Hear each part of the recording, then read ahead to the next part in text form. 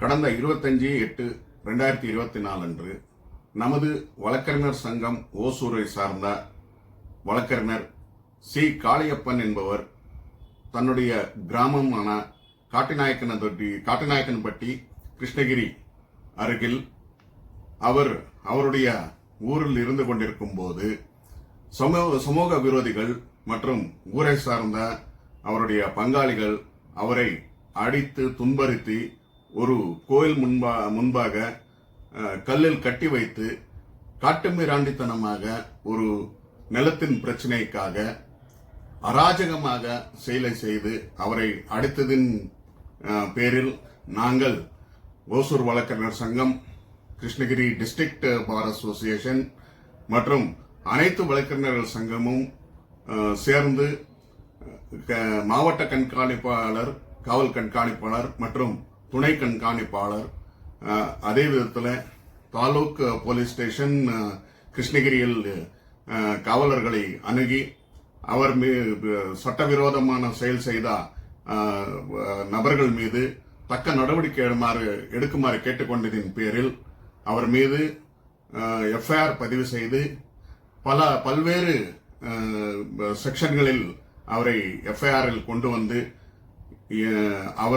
அவரை கொலை முயற்சி செய்த சட்டங்களையும் அவர் மீது போட்டு 6 நபர்களை கைது செய்து மற்ற 40 நபர்களை தேடி வருகிறார்.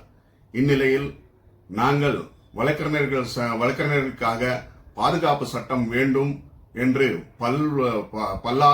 பல்லாண்டுகளாக நாங்கள் அரசை, மத்திய அரசை, மாநில அரசை கேட்டுக்கொண்டு நாங்கள் வலியுறுத்தி வருகிறோம். இதனைத் தொடர்ந்து இன்று அதிகாலை 10 மணி அளவில் கிருஷ்ணகிரி மாவட்ட நீதிமன்றத்தில் இருந்து கிருஷ்ணகிரி பஸ் பேருந்து அருகே அண்ணா சிலை முன்பாக ஒரு கண்டன பேரணி ஆர்ப்பாட்டம் செய்து வந்தோம். இதனை எங்களது வழக்கறிஞர்கள் சங்கங்களின் கூட்டமைப்பான federation of Tamil Nadu bar associations and Pondicherry bar associations தலைவரான மாரப்பன் அவர்கள் தலைமை தாங்கி இந்த ஒரு பேரணியில் கலந்து கொண்டு பேசினார்.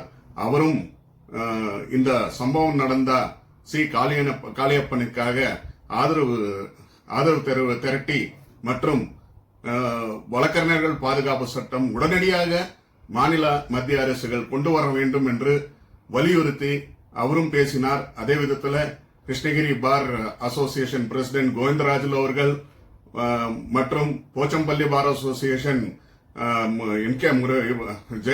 ஜெயபாலன் அவர்கள், ஊத்தங்கரை பார் அசோசியேஷன் தலைவர் NK முருகன் அவர்கள் மற்றும் டெங்கினிகோட்டா பார் அசோசியேஷன் தலைவர் மலர்வண்ணன் அவர்கள், அதே விதத்தில் ஓசூரில் அனைத்து சங்க உறுப்பினர்கள் மற்றும் யுனைடெட் பார் அசோசியேஷன் தலைவர் விஜயராகன் அவர்கள் எல்லாருமே சேர்ந்து சுமார் 100 வழக்கறிஞர்கள் பேரணியாக கிருஷ்ணகிரி மாவட்ட நீதிமன்றத்திலிருந்து அண்ணா சிலை வரை பேரணியாக வந்திருந்து இந்த கண்டன ஆர்ப்பாட்டத்தில் சேர்ந்து எல்லாருமே நமக்கு வழக்கறிஞர்களுக்கு உண்டான பாதுகாப்பு சட்டத்தை உடனடியாக மத்திய மாநில அரசு கொண்டு வர வேண்டும் என்று வலியுறுத்தி முழக்கங்களை எழுப்பி இந்த போராட்டத்தை நடத்தி வந்தார்.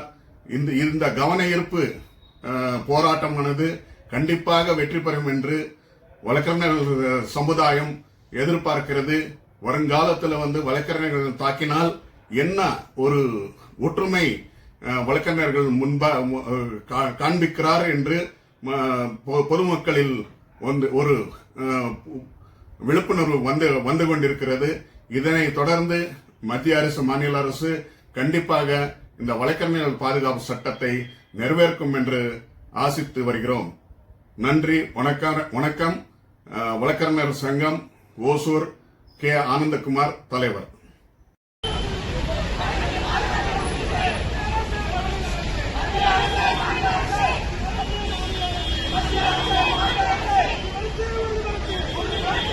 ஓசூர் வக்கீல்கள் சங்கம் மற்றும் கிருஷ்ணகிரி மாவட்ட வழக்கறிஞர்கள் சங்கம், தேன்கனிக்கோட்டை வழக்கறிஞர்கள் சங்கம், ஊத்தங்கரை வக்கீல்கள் சங்கம், போச்சம்பள்ளி வழக்கறிஞர்கள் சங்கம், ஐக்கிய ஓசூர் வழக்கறிஞர்கள் சங்கம் ஆகியன இணைந்து ஆர்ப்பாட்டத்தில் ஈடுபட்டன.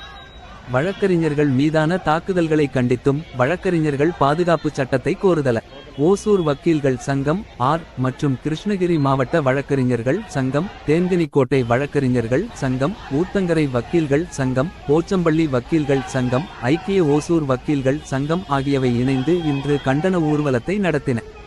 வழக்கறிஞர்கள் மீதான தாக்குதல்கள் மற்றும் வழக்கறிஞர்கள் பாதுகாப்பு சட்டத்தை உடனடியாக இயற்ற வேண்டும்.